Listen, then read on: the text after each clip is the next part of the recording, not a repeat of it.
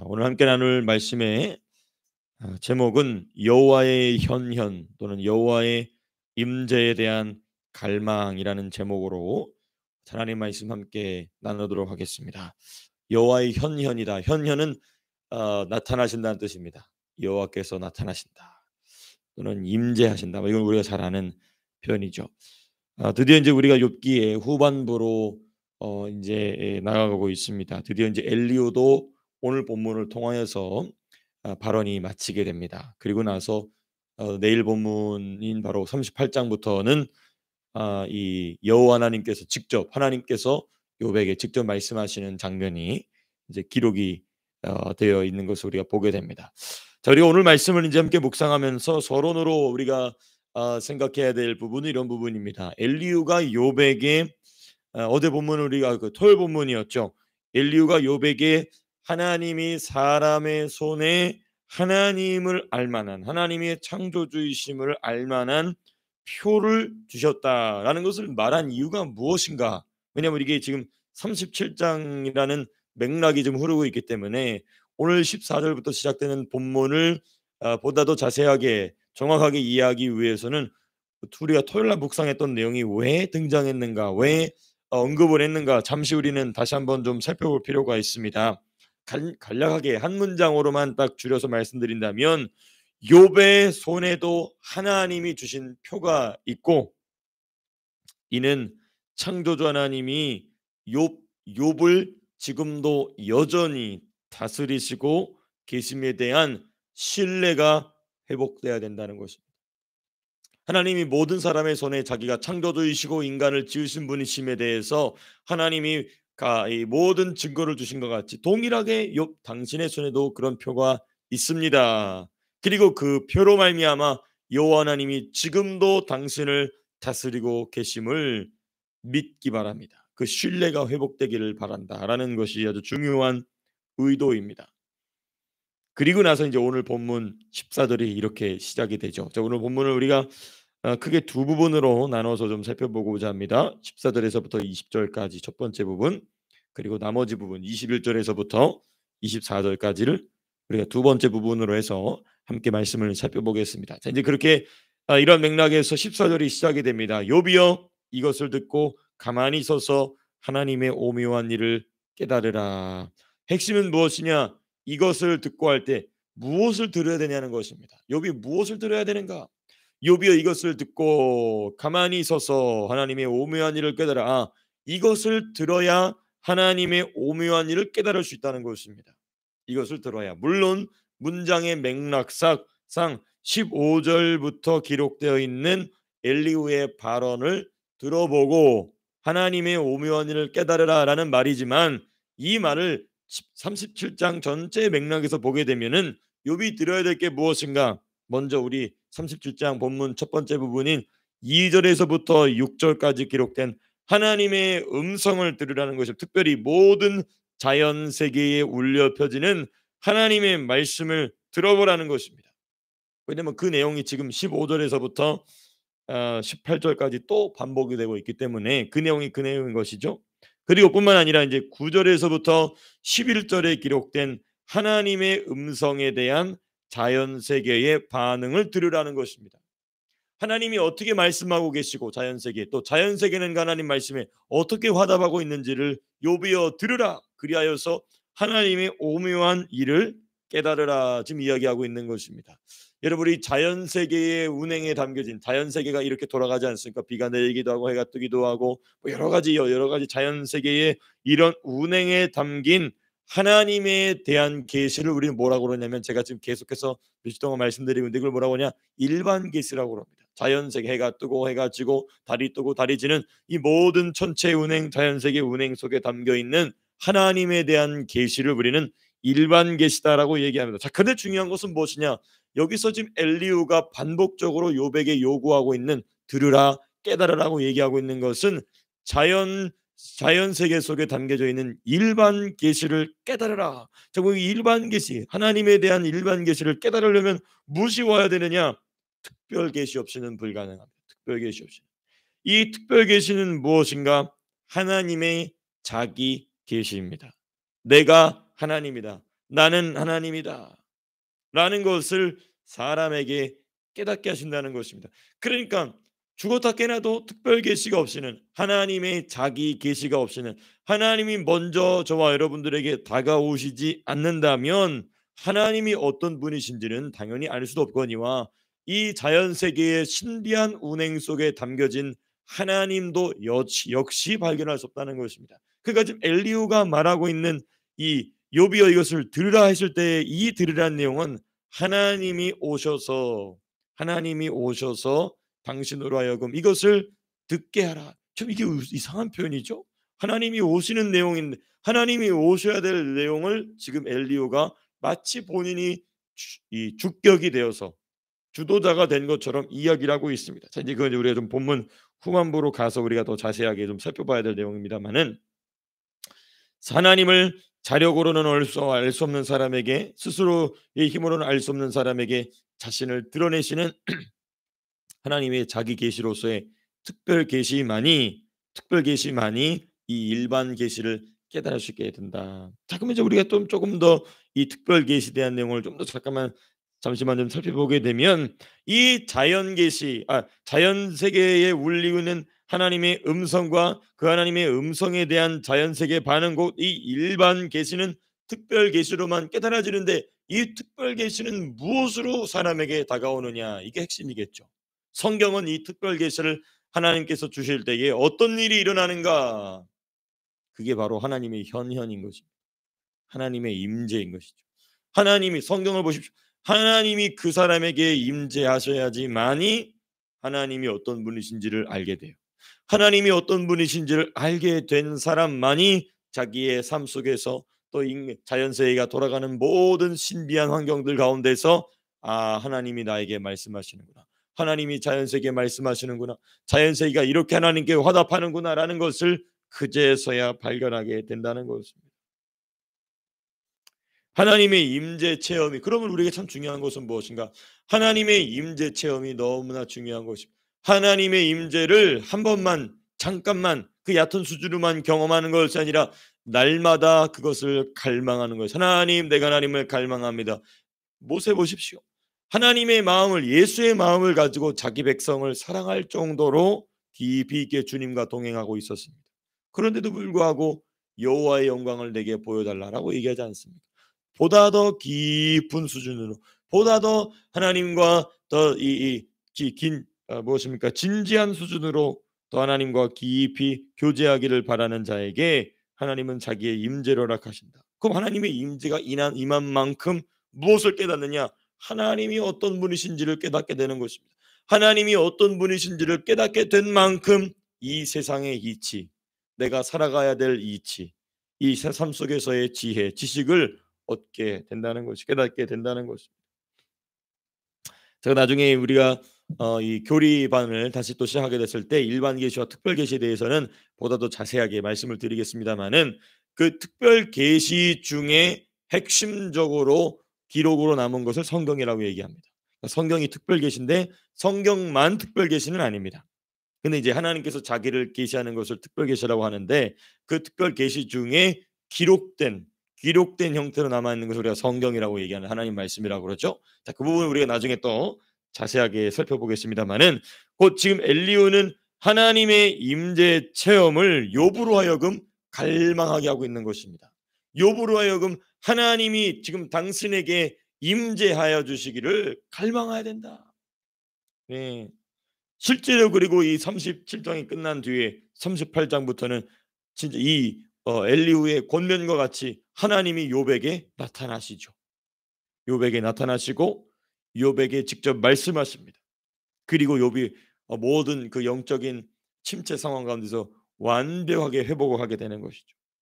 네, 이게 이제 욥이여 이것을 들으라라는 이 말 속에 우리가 좀 묵상해 본 부분입니다. 자, 그럼 이제 15절부터 18절까지는 무슨 내용이 있는가 좀 살펴보시게 되면, 아느냐라는 표현이 4번 반복됩니다. 15절 보시면 그대가 아느냐, 또 16절 지식의 경이로움을 아느냐, 또 17절 그대의 의복이 따뜻한 까닭을 그대가 아느냐, 또 조금 다른 형태지만 18절을 보시면 부어 만든 거울같이 단단하게 할 수 있느냐. 알고 있느냐? 이것을 되묻고 있는 것이 네 번이나 반복이 됩니다. 어 이 하나님이 자연 세계를 다스리시는 이런 이 원리에 대해서 엘리후가 욥에게 "이걸 당신이 알고 있습니까?"라고 물어보고 있습니다. 그런데 우리는 이 욥과 욥의 세 친구의 논쟁을 통해서 무엇을 발견했냐면, 욥은 엘리후만큼, 아니 어쩌면 엘리후보다도 더 이 자연 세계의 운행의 비밀에 대해서 더 잘 알고 있을 만한 사람입니다. 그렇죠? 그러니까 지금 엘리후의 이 질문은 "당신이 이거 모르면서 왜 아는 체하느냐?"라는 질문이 아니고, 이것을 아느냐라고 말할 때에 담긴 이 엘리후의 의도를 좀 생각해 봐야 됩니다. 왜냐하면 나아가 엘리후는 자신이 묻고 있는 바를, 우리는 여기서 참 중요합니다. 엘리후는 욥에게 자신이 묻고 있는 바를 욥이 알고 있음을 엘리후는 알고 있습니다. 왜 그렇죠? 세 친구와 욥의 대화를 누가 다 지켜봤냐면 엘리후가 다 지켜봤어요. 욥의 입에서 나오는 자연 세계에 대한 정말 탁월한 이해, 정말 깊이 있는 이해에 대해서 말하는 것을 욥이 이 엘리후가 봤다는 것입니다. 그런데 그것을 봤음에도 불구하고 왜 욥이 알만한 내용을 엘리후가 왜 다시 묻고 있느냐? 이게 오늘 이게 이 본문에서 이 15절에서부터 18절까지의 핵심입니다. 왜 물어봤을까? 자연 세계에 대한 욥의 탁월한 지식이 있음을 알고 있음에도 불구하고 왜 물어봤느냐? 아느냐 모느냐를 지금 묻는 것이 아닙니다. 지금 반복적으로 지금 엘리후가 반복하는 것인데, 하나님의 음성과 그에 대한 자연 세계의 반응이 당신의 귀에는 지금 들리고 있느냐? 그 얘기를 물어보고 있는 것입니다. 이 지식을 알고 있느냐 모르느냐가 좀 중요한 것이 아니고, 지금 요 엘리후가 계속해서 얘기하고 말하고자 하는 바, 하나님의 음성과 그 하나님의 음성에 대한 자연 세계의 반응. 그럼 우리가 묵상을 조금 더 깊이 해야 되겠죠. 이제 엘리후가 반복할 때는 조금 더 묵상을 깊이 한다면, 그렇다면 자연에게 말씀하시는 하나님이 욥 당신에게는 지금 말씀하고 계시지 않을 수가 있겠느냐, 이 의도인 것입니다. 아느냐? 당신 이거 아느냐? 당연히 알고 있는 것을 왜 얘기했을까? 그 이유는 무엇이냐? 하나님이 자연 세계와 같이 이와 같이 말씀하신다면 하나님이 아름다운 모습으로 성장시키고자 하는 당신에게는 지금 말씀하고 계시지 않겠는가? 그 하나님의 말씀을 들어야 되지 않겠는가? 라고 지금 이야기하고 있는 것입니다. 그래서 욥으로 하여금 하나님의 음성, 하나님에 대한 지식을 중심으로 생각하고 말하고 행동하기 위해서 계속해서 영적인 자극을 주고 있는 것입니다. 긍정적인 자극을 주고 있는 것입니다. 진리 지식에 대한 대화, 참 이게 참 중요합니다. 진리 지식, 하나님에 대한, 성경에 대한 대화, 또 이 성경의 진리 지식에 대한, 진리에 대한 하나님에 대한 자극을 통해 깨어나는 잠든 영혼의 상태인 것입니다. 제가 전에 내가 이번 한 달 동안은 2,000명에게, 시드니에 사는 2,000명에게 예수님이 당신을 사랑하신다는 말을 내가 해야 되겠다 해서 노방에서 전도한 적이 있습니다. 근데 참 그거 할 때 보면은 이 무슬림 친구들은 제가 이제 거기다가 이 전도 용품을 해 놓으면은 전도 용품만 탁 가져가고 제 앞에서 이 전도지를 탁 던져요. 이것도 이 고등학교 이 여자애들 남자애들이 제가 전도하는 걸 알고 그걸 탁 받아 가지고 탁 던집니다. 이렇게 얘기해요. 이제 이런 못된 행동을 하기도 하죠. 근데 어떤 경우에 있어서는 예수님이 당신을 사랑하십니다라는 이 말에 본인은 모르는데 그 영이 반응하는 것을 제가 가끔 느낄 때가 있습니다. 그 말을 너무 듣고 싶었던 겁니다. 그 안에서 그 영은 그 말을 듣고 싶었던 것이죠. 그 단 한마디, 저는 뭐 전도를 붙잡고 하려면 사람들이 바쁘고 귀찮아하니까 전도 받으려고 하지 않거든요. 그래서 그냥 안녕하십니까, 예수님이 당신을 사랑하십니다 하면서 이게 전도용품과 전도지를 주는 것이죠.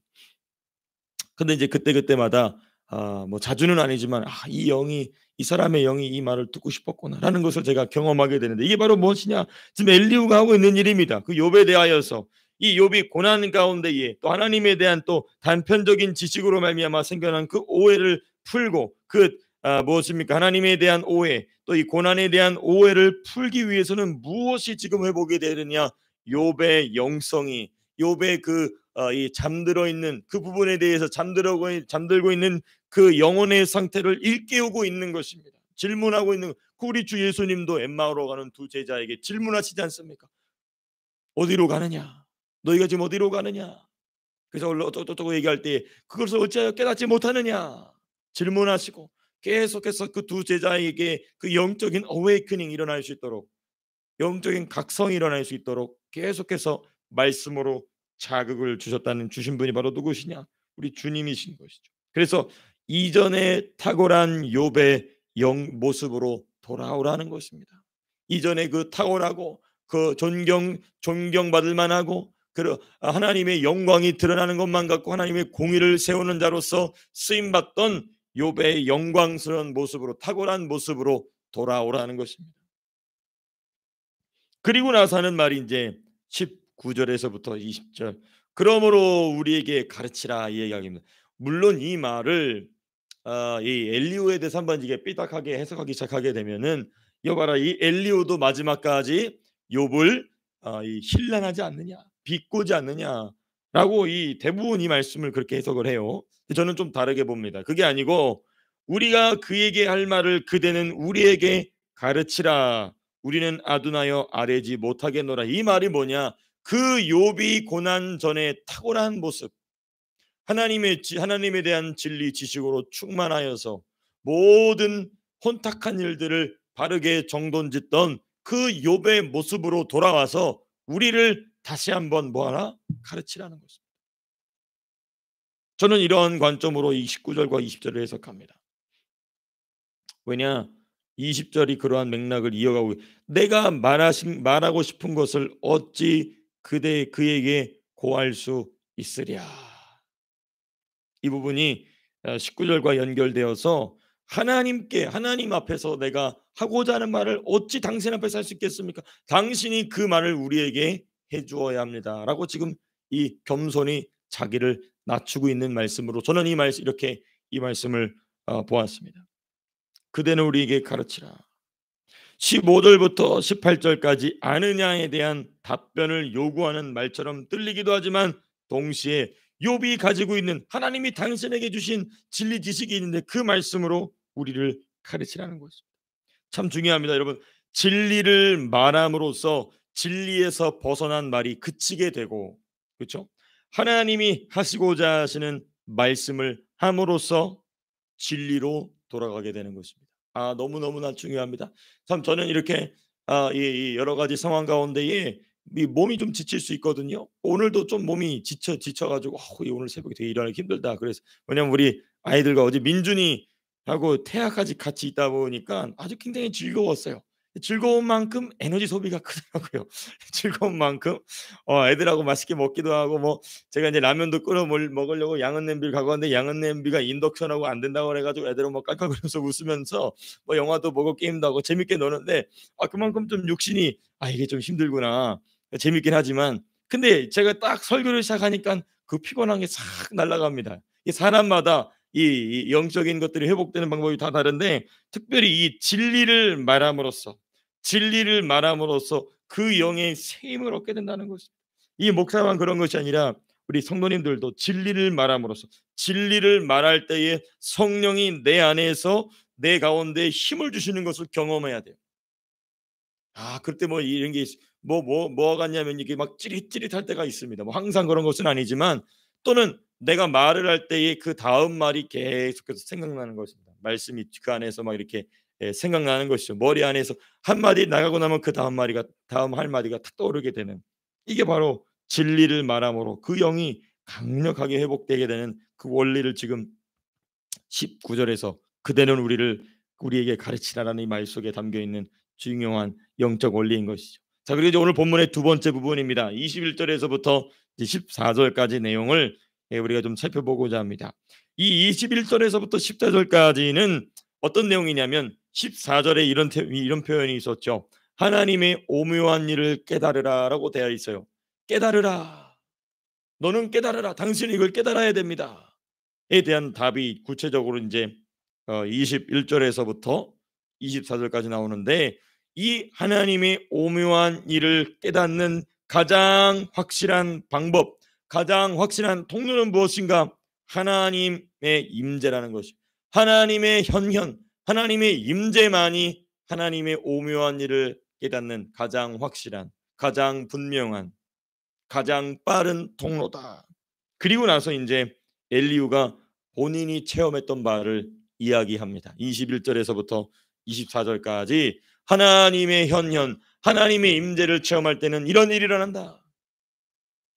이게 참 중요한 게 뭐냐면요, 하나님이 임재하실 때에 무슨 일이 일어나는지를 말하게 되면은 단순히 그냥 어떤 정보가 전달되는 게 아니에요. 그 말을 말하는 사람에게는 그 임재 체험이 그 안에서 다시금 불을 듯이 일어납니다. 참 신비한 일이에요. 본인이 성령으로 충만케 되었던 일을 자꾸 얘기하면 얘기할수록 그때로 영성이 확 회복이 됩니다. 그리고 이 말을 듣는 사람에게는 그 사람마다 나타나는 현상이 다르지만은 이 말을 듣는 사람에게도 동일한 일이 일어나도록 성령이 그 듣는 사람 속 안에서도 일하십니다. 하나님의 임재돼서 말하는 것 자체가 하나님의 임재를 불러일으키는 것이죠. 이게 신비한 일인 것입니다. 지금 그래서 엘리후가 본인이 경험하였던 하나님의 현현 체험, 하나님의 임재 체험이 쭉 몇 가지가 나옵니다. 먼저 21절 보면 이런 표현이 있어요. 그런즉 바람이 불어 하늘이 말끔하게 되었을 때 그 밝은 빛을 아무도 볼 수 없느니라. 그 밝은 빛에 대한 얘기가 나옵니다. 자연 세계의 태양빛도 사람이 직접 볼 수 없는 것처럼 지금 엘리후가 경험한 그 여호와의 임재 체험의 첫 번째가 뭐였느냐? 하나님의 빛입니다. 하나님의 빛. 하나님의 빛을 직접 볼 수 없을 정도로 너무나도 밝은 빛 가운데 임재하시는 분이 하나님이시다. 그 하나님께서는 이 밝은 빛 가운데 임재하시는 하나님이 인간이 그것을 보고 타버릴 수 있기 때문에, 하나님이 그 사람의 눈이 멀어버릴 수 있기 때문에 하나님이 직접 사람의 몸을 입고 오신 분이 바로 예수님이시죠. 그 예수님을 모셔드릴 때에 우리 가운데는 그 빛 가운데 임재하게 되는 것이죠.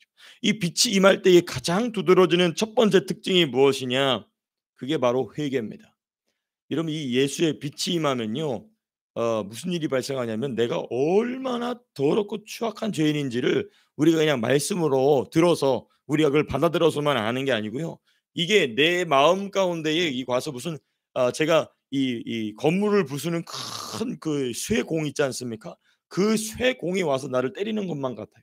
예수의 빛이 우리를 강하게 비칠 때 그 여호와의 임재 체험의 중요한 첫 번째 현상 중에 하나입니다. 두 번째는 뭐냐? 22절 보시면 북쪽에서는 황금 같은 빛이 나온다라고 돼 있어요. 북쪽은 제가 이제 욥기를 통해서도 묵상했지만은 하나님이 통치하시는 곳을 의미해요. 특별히 하나님의 보좌가 있는 곳을 의미해요. 곧 북쪽에서 통치하시는 하나님이 하나님의 보좌에서 통치하시는데, 곧 하나님의 임재는 하나님의 보좌에서 베푸시는 다스리심으로 내 삶 속에는 무엇이 생기느냐? 질서가 생깁니다. 이 질서라는 것은 영적인 권위가 세워진다는 것입니다. 질서를 세움으로써 악한 귀신들이 떠나가고 내 가정과 내가 만나는 사람들의 관계와 여러 가지 내 생각과 마음속에 복잡하게 엉켜 있었던 상황들이 질서를 갖추게 되죠. 그리고 그것을 내가 입으로 말하게 되고 내가 행동으로 실천하게 되면서 내 내면에 정립된, 내 내면에 새롭게 세워진 질서가 밖으로 나타나기 시작합니다. 이게 참 중요한 것입니다. 자, 이 부분에 대해서 제가 더 드릴 말씀이 있지만은 벌써 지금 6시이기 때문에 얼른 마무리하겠습니다. 마지막 세 번째 23절에서부터 24절. 그러므로 전능자를 우리가 찾을 수 없나니, 참 이게 참 역설적인 표현입니다. 하나님의 임재를 체험해야 된다라고 얘기하면서 우리가 하나님을 찾을 수 없다라고 얘기해요. 이 말이 무슨 말일까? 23절 전능자를 우리가 찾을 수 없나니라고 얘기합니다. 이게 무슨 말이냐면 어떠한 사람도 하나님을 자기의 힘으로 찾을 수 없다. 오직 하나님이 자기를 드러내시는 사람만이 하나님을 만날 수 있다는 것입니다. 이러한 관점에서 보면 우리는 매우 수동적으로 하나님을 경험하고 하나님을 기대해야 됩니다. 자, 그런데 지금 이 엘리후와 욥이 가지고 있는 태도를 보십시오. 거기 그 자리에 모인 누구보다도 적극적으로 여호와의 임재를 뭐하고 있습니까? 갈망하고 있습니다. 이게 역설적으로 이것이 함께 있는 것입니다. 더 깊은 하나님과의 더 깊은 교제 안으로 들어가기를 바란다면 하나님을 우리 스스로 찾을 수는 없지만 하나님을 찾기 위한 하나님의 임재에 대한 갈망을 꾸준히 누구에게 보여라? 하나님께 보이라는 것입니다. 엘리후는 여호와의 임재를 갈망할 것을 욥에게 지금 강권하고 있는 것입니다. 우리는 하나님 못 찾는다. 우리가 하나님을 찾을 수 있고 우리가 구한다고 해서 하나님이 오시는 것 아니다. 그러나 우리가 해야 될 일은 무엇인가? 역설적이게도 하나님이시여 나의 삶 가운데 임재하여 주십시오라는 그 갈망을 이 말씀을 통하여서 특별히 자연세계가 하나님께 화답하고 자연세계에게 말씀하시는 그 하나님의 음성을 들음으로써 그것을 회복하라고 지금 이야기하고 있는 것입니다. 그래서 오늘 제가 말씀의 제목을 여호와의 현현, 여호와의 임재에 대한 갈망에 대해서 이야기하는 이 중요한 말씀이 이와 같이 마무리되고 있다는 것을 여러분들과 함께 나눴습니다. 그리고 이제 내일 본문부터는 정말 욥이 그토록 갈망하고 엘리후가 그토록 이야기하고 싶었던 여호와 하나님께서 직접 욥에게 나타나셔서 말씀하시는 내용들이 기록되어 있는 것을 우리가 보게 되는 것입니다. 오늘 이 말씀이 여호와의 임재를 조금 더 깊이 있게 갈망하게 하는 귀한 말씀 될 수 있기를 주님의 이름으로 축복합니다. 자, 기도하고 마치겠습니다.